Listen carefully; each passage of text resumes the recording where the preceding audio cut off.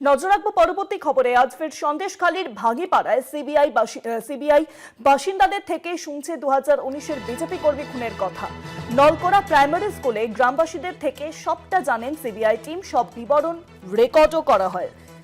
CBI আধিকারিকরা তারা সন্দেশখালী পৌঁছন এবং বাসিন্দাদের সঙ্গে কথা বলেন, সমস্ত রকম বিবরণ তারা শোনেন সেখান থেকে। আরো বিস্তারিত জানাবেন, ফোন লাইনের সঙ্গে রয়েছেন প্রতিনিধি সঞ্জিত চক্রবর্তী। সঞ্জিত, আজও সিবিআই আধিকারিকরা পৌঁছন সন্দেশখালীর ভাঙিপাড়া এলাকায়, বাসিন্দাদের থেকে সমস্ত রকম সব খোঁজ খবর নেন। এখনো কি তারা রয়েছেন, কি জানা যাচ্ছে?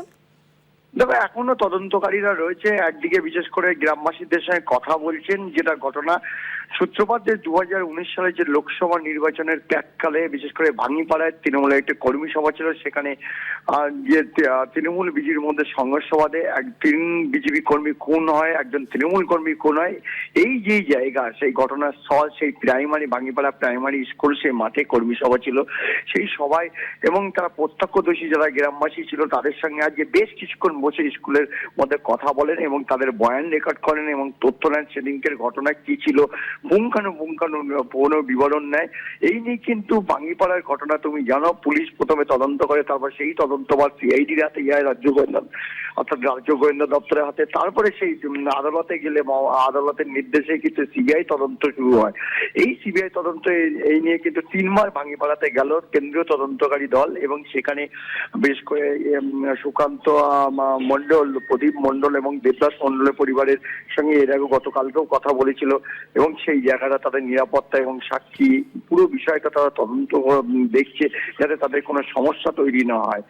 আর এর মধ্যে আবার ফের 24 ঘন্টা কাটতে না কাটতে আবার নতুন করে ভাঙিপাড়ায় গেল 2019 সালের ঘটনায় এবং গ্রামবাসীদের সঙ্গে কথা বলছেন, প্রত্যেকের আলাদা আলাদা করে বয়ান রেকর্ড করছেন, প্রথমে নাম ঠিকানা নিয়ে সেদিনকের ঘটনা কি ছিল এবং আলাদা করে তাদের আলাদা ঘরে বসে তাদের বিভিন্ন তথ্য সংগ্রহ করছেন কেন্দ্রীয় তদন্তকারী সংস্থারা। তারা চাইছেন এই যাতে দ্রুত এটাকে আরো বেশি অগ্রগতি করা যায়, তার জন্য তারা আসছেন। তুমি জানো গতকালকেও সেই ঘটনা ঘটেছিল, তার আগের দিন যে অ্যাক্সিডেন্ট, তারপরে সিবিআই তৎপরতা, যে খবর আমরা কলকাতা টিভিতে বারবার দেখিয়েছিলাম যে এই দুর্ঘটনার পরেই কি সিবিআই তৎপর হলো, কিন্তু সেটা আরো একবার কিন্তু প্রশ্ন উঠে গেল। আজকে তদন্তকারীরা কিন্তু আবার ভাঙিপাড়ায় গেল এবং সেখানকার 2019 সালে যে ঘটনা ঘটেছিল, বৃহস্পতিবারের পর সিবিআই এর একটি দল ফের আজকে পৌঁছলো সন্দেশখালীতে। অনেক ধন্যবাদ সঞ্জিত, ফোন লাইনের সঙ্গে ছিলেন প্রতিনিধি সঞ্জিত চক্রবর্তী। আজ ফের সন্দেশখালীর ভাঙিপাড়ায় সিবিআই।